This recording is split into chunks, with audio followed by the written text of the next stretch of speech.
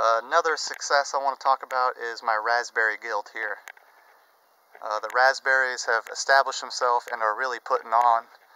I mean, I eat raspberries every day now. My wife has been harvesting raspberries. Using lettuce as a ground cover has been beneficial. It's keeping moisture in as well as helping break up the surrounding soil so that these berries will eventually have more open soil instead of sandy soil to play with. My strawberries growing here also are doing well. I mean, my wife seems to have picked all the strawberries today, but I'm waiting for them to start throwing out runners so I can chop back the lettuce and then move the runners along so that eventually I have a strawberry ground cover and not a lettuce ground cover. This raspberry is already putting on next year's vines. These are strong, healthy, good-looking growth. You know, I don't feed these guys at all. I put them in the ground. I'm doing my best to companion plant and give them what they need, a good organic soil, and that's it. More chamomile. You know, I'm pleased with the chamomile this year. That has been a success for me personally, only because I had such trouble with it last year. But the raspberry guild on the west side of the house, it gets, you know, shade most of the day, is doing really well. They seem to enjoy the shade. I'm happy with that. The lettuce doesn't bolt as easy being in the shade, so this lettuce here is doing really well. Marigold hedge is coming in on the other side of this swale. I'm going to say success has been this block right here, from this swale up to the other swale. This has been a real big success. You can see we've got a field of buckwheat interspersed between my elderberry row right here and my peach and fruit tree row right here. And in between all this, I've got rows of vegetables. So we got a bunch of buckwheat, and if you look closer and zoom in a little more, I got green beans, I've got squash and zucchini vines growing. There's some radishes also here at the base of this zucchini plant. So in just 1 square foot, I've got a zucchini, green beans, and radishes all on top of each other, along with buckwheat, helping break up the soil. There's a row of green beans right here. Here's one purple variety. Another one purple variety green bean, bush bean. And there's actually a row of them right here down the middle of the buckwheat. And then I've got another row of more squash and other vining squashes, the spaghetti squash right down here. But this block has been pretty successful. The elderberry is growing well. The mint, mint is mint. I don't touch it, I let it grow.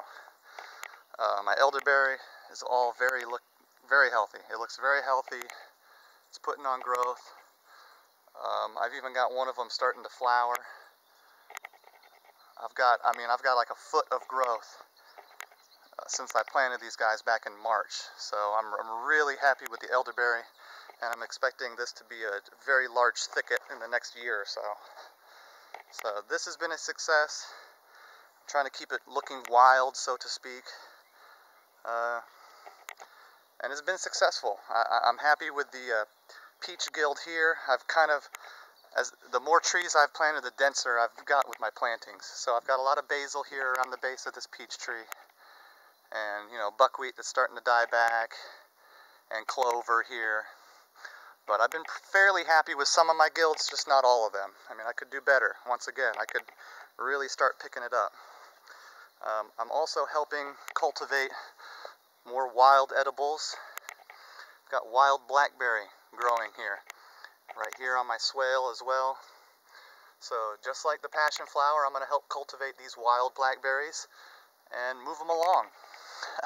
I'm just going to let nature do what nature does best, and I'm going to try to get out the way, because it seems when man gets in the way, we really start to screw it up. Keeping with the success and failure theme, I would say swales were a big success. I'm glad I dug these swales. They're great footpath access. They have been storing water. Here's another fig tree I've planted, which has gotten established and strong. I mean, it is putting out a lot of new growth. I'm not expecting it to fruit this year, seeing as I got it in the spring of this year. But next year I should have no problem with my 2 fig trees really putting on some growth. They're fairly disease and pest resistant, so I'm happy growing native wild edibles. I need to stick to that.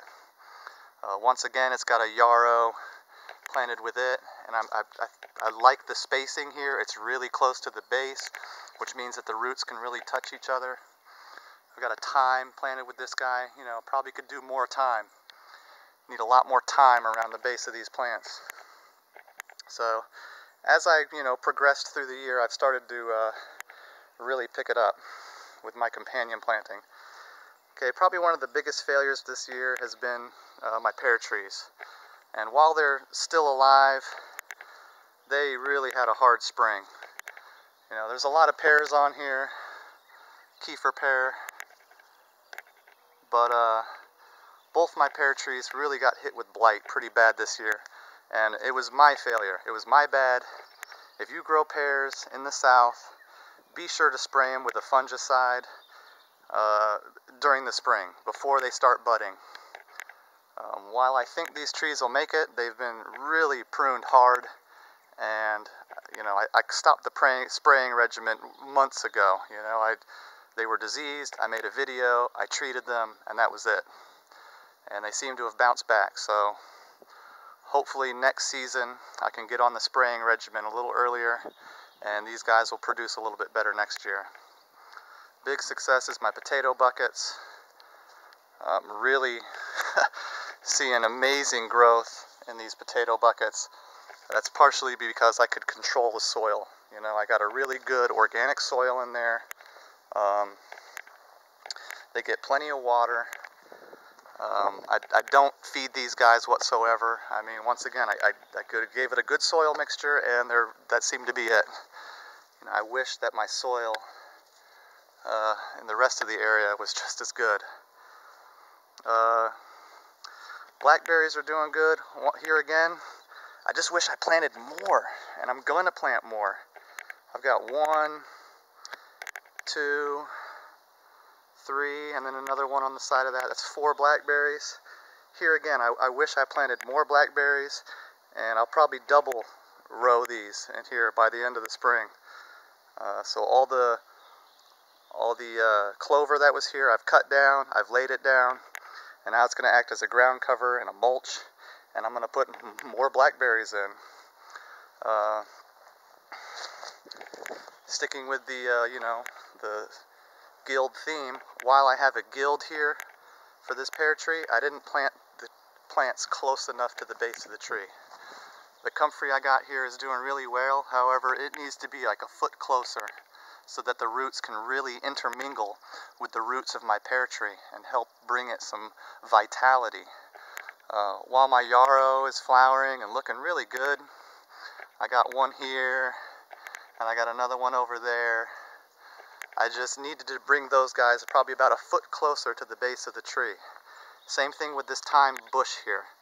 I mean, the guilds, if you're planting guilds, don't feel scared to just stack plants right on top of the base of the tree. Yarrow likes a little bit of shade. It doesn't mind being really close to the base of a tree. Thyme is low-growing, bushy perennial. It doesn't mind being close to a base of a tree. It probably wouldn't mind the summer shade either. So if you're planting guilds, keep it tight. Keep it tight. It's one big suggestion I can give.